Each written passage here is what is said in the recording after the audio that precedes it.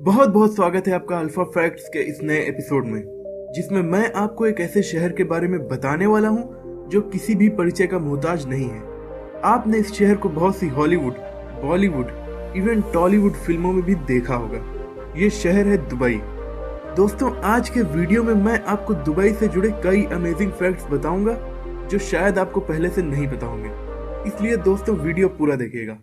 और अगर आप हमारे चैनल पर नए हैं तो इसे सब्सक्राइब जरूर कर लें, क्योंकि मैं ऐसी ही वीडियोस रोजाना लेकर आता रहता हूँ। तो दोस्तों, आइए जानते हैं दुबई के बारे में कुछ अमेजिंग, कुछ नया।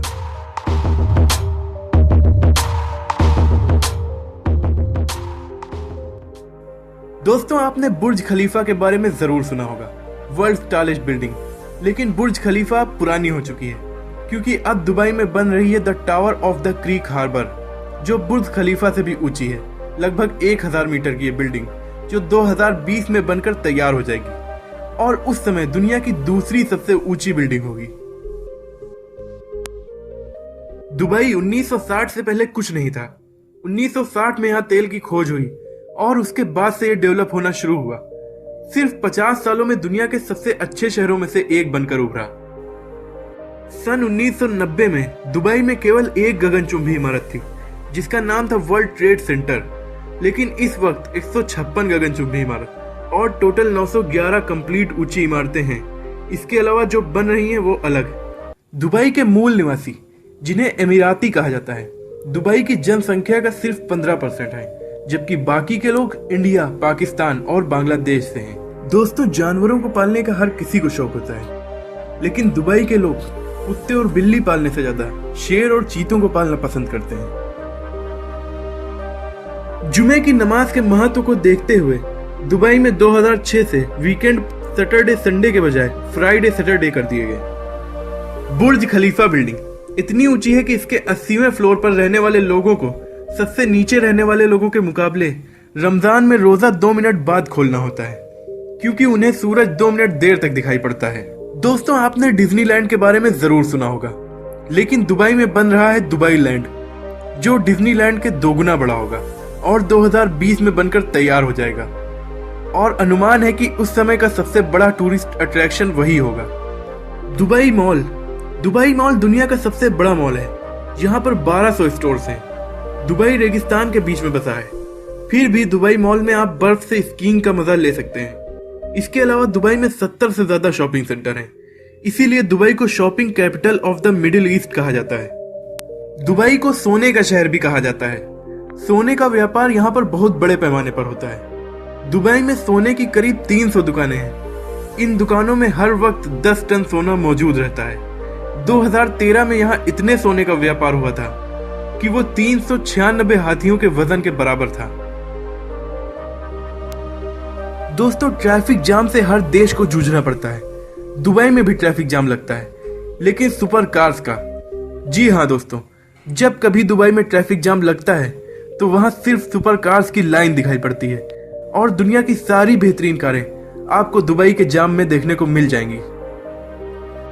दुबई में स्पोर्ट्स कार की भरमार है, इसलिए वहां की पुलिस को भी लैम्बोर्गिनी, फरारी, बेंटले जैसी स्पोर्ट्स कार से चलना पड़ता है, ताकि क्रिमिनल्स को आसानी से पकड़ा जा सके।